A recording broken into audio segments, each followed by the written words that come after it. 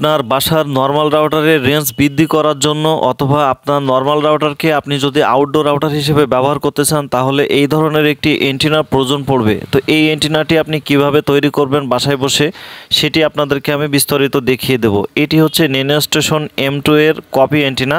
আমি এটি নিজে হাতে তৈরি করেছি। এই অ্যান্টেনাটির সাইজটি আমি আপনাদেরকে স্কেলের মাধ্যমে এখানে দেখিয়ে দিচ্ছি। দেখেন এই অ্যান্টেনাটির চওড়ার সাইজ রয়েছে কিন্তু 7 ইঞ্চি, পুরো 7 ইঞ্চি আপনারা দেখতে পাচ্ছেন খুব সুন্দরভাবে। এবং এই অ্যান্টেনাটির যদি লম্বা আমি সাইজটি মেপে আপনাদেরকে দেখাই তাহলে লম্বায় রয়েছে এটি 18 ইঞ্চির একটুখানি বেশি রয়েছে। এখানে আপনারা দেখতে পাচ্ছেন 18 ইঞ্চির সামান্য একটুখানি বেশি রয়েছে, 2 দাগ পরিমাণ বেশি আছে। তো এটির হচ্ছে লম্বা এবং চওড়া আমি দুইটা আপনাদেরকে দেখিয়ে দিয়েছি। এই অ্যান্টেনাটি কিন্তু এই ধরনের পিসিবি বোর্ড দিয়েই তৈরি করা হয়েছে। এটি কিন্তু অনলাইন থেকে কেনা একটি পিসিবি বোর্ড। আপনারা চাইলে যে কোনো ধরনের পিসিবি বোর্ড আপনারা এখানে ব্যবহার করতে পারেন, তবে হালকা পিসিবি বোর্ড হলে সবচেয়ে বেশি ভালো হয়। আর এটা হচ্ছে এই অ্যান্টেনাটির এই পিসিবি বোর্ডের উপরে যে আমাদের কালি ছাপটি এর উপরে পড়বে, এই জন্য আমরা এই কাগজের উপরে প্রিন্ট করে নিয়েছি। এটা কিন্তু গ্লুসি পেপার, এই গ্লুসি পেপার ছাড়া কিন্তু এর উপরে কালির ছাপটা কিন্তু কখনো পড়বে না। এই জন্য অবশ্যই এখানে গ্লুসি পেপার ব্যবহার করতে হবে এবং এটা কিন্তু রেজার প্রিন্টারের মাধ্যমেই কিন্তু প্রিন্ট করতে হবে। রেজার প্রিন্টার ছাড়া কিন্তু সাধারণ কোনো প্রিন্টারে এটি কিন্তু প্রিন্ট হবে না।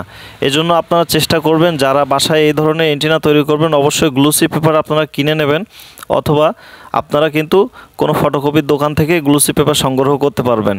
NanoStation M2 এই অ্যান্টেনাটি কিন্তু আপনারা বাসায় বসে তৈরি করতে পারবেন। তো এরকম একটি পিসিবি বোর্ড থেকে কিভাবে এরকম শেপটি আপনি নিয়ে আসবেন সেই ভিডিওটা আমি আগামী পর্বে দেখাবো।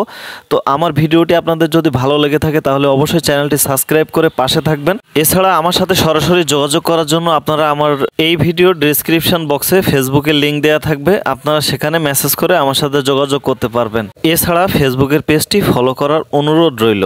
আপনারা দেখতে পাচ্ছেন কম্পিউটারের স্ক্রিনে চলে এসেছি। কম্পিউটারের স্ক্রিনে এসে কিন্তু আমরা এটি ফটোশপের মাধ্যমে আমরা এটি প্রিন্ট করে নিব। তো এটা প্রিন্ট করার জন্য কিন্তু অবশ্যই রেজার প্রিন্টার প্রয়োজন পড়বে। আপনার এটা রেজার প্রিন্টারের কালি ছাড়া কিন্তু এই পিসিবি বোর্ডের গায়ে কিন্তু এই কালিটি আটকাবে না।